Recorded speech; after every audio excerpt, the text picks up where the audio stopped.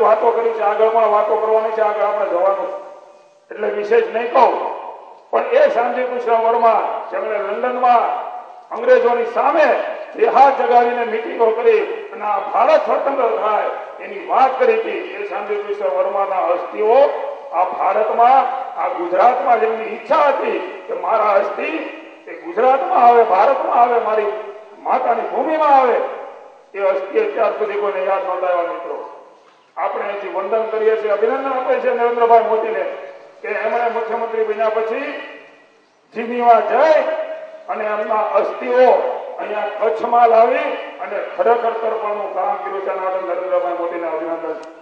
એક એવા દેશભક્ત મુખ્યમંત્રી આપણને મળ્યા અને અભિનંદન આપીએ આપણે. શાંતિ કૃષ્ણ વર્માની અસ્થિઓ અહીંયા લાવ્યા.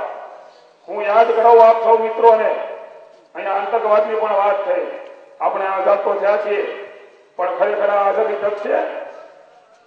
જે નીતિ મુસ્લિમ તુષ્ટિકરણથી માટેના આતંકવાદીઓની આ કંપાળ કરવાની પાકિસ્તાનીઓ જે સાથ આપી રહ્યા છે અને એને આ કંપાળ કરવાની પ્રવૃત્તિઓ એ ખરેખર ફરી વખત દેશને એ કબજો ન લઈ લે એની ચિંતા હું અહીંયા યાદ કરાવું છું. એવા દેશભક્ત મુખ્યમંત્રી મેં કીધા છે. હમણાં એકતા યાત્રા જેમણે કાઢી, આ આતંકવાદીઓ ચેલેન્જ કરી છે, જેમની માએ માનું દૂધ પીધું હોય, જેનું ધાવણ પીધું હોય, જેની માનું, એ માણસ આવીને લાલ ચોકમાં કાશ્મીરમાં આ આઝાદ ભારતમાં ભારતનો ધ્વજ ફરકાવી ન શકાય.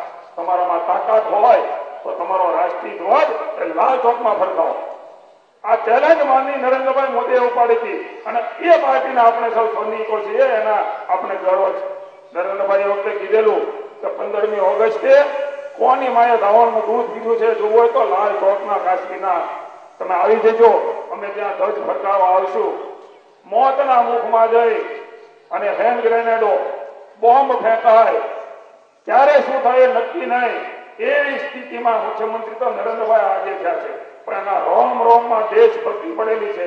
આ સ્વાતંત્ર્ય સંગ્રામની સાથે એમને પણ આપણે યાદ કરવા જોઈએ. એમની વચ્ચે જઈ ભોમનો રાષ્ટ્રીય ધ્વજ અને લાલ ચોકમાં કાશ્મીરમાં ફરકાવેલો. આપણે વંદન કરીને અભિનંદન આપે છે નરેન્દ્રભાઈને.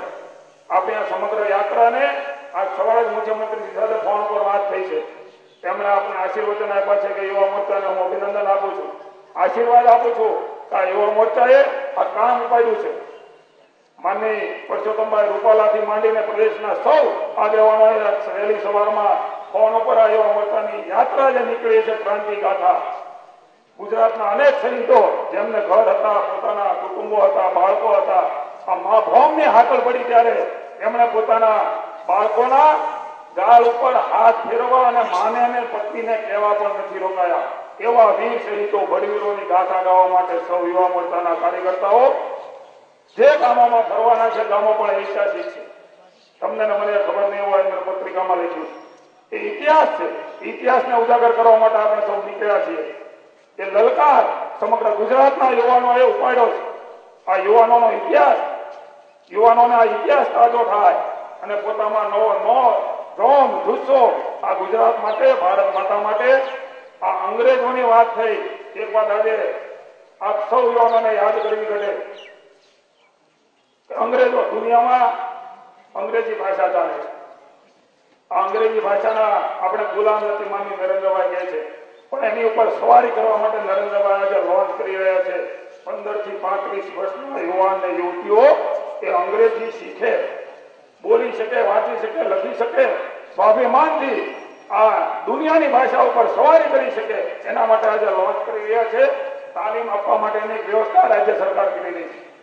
સમગ્ર ગુજરાતના યુવાનો વતી આદરણીય શ્રી નરેન્દ્રભાઈને ખૂબ ખૂબ આપણે અભિનંદન આપીએ.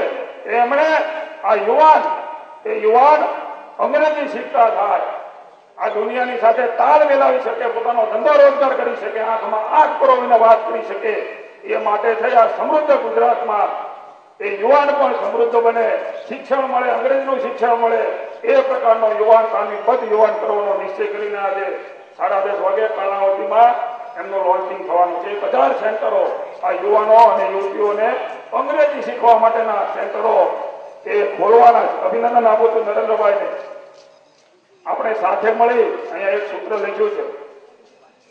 ચાલો ગાઈએ સાથે મળીને યુવાનો ભડવીરોની ગાથા કે જેમણે આ મા ભૌમ માટે ઘડી દીધેલા માથા. ચાલો ગાઈએ સૌ યુવાનો આ સ્વાતંત્ર્ય વીરોની ગાથા. ઝાંસીની રાણીથી માંડી અને અનેક લોકોના બલિદાનો ખૂબ નાની ઉંમરે થયા છે. બલિદાનો યાદ કરતા ફરી વખત સમગ્ર યુવા મોરચાની ટીમ અને સૌ મારા સાથી કાર્યકર્તાઓને આ જહેમત ઉઠાવવા અને આ યાત્રાને સફળ બનાવવા માટે દિવસ રાત એક કર્યો છે. અને તમે સૌ અહીંયા આ યાત્રાના યાત્રિકો બનવા આવ્યા છો. એના માટે 150મું વર્ષ છે. 150 યુવાનો, 150 સ્કૂટર સવારો વગેરે આ યાત્રાની સાથે રહેવાના છે. સૌને આની સફળતા માટે શુભકામનાઓ. ભારત માતા કી જય. વંદે માતરમ.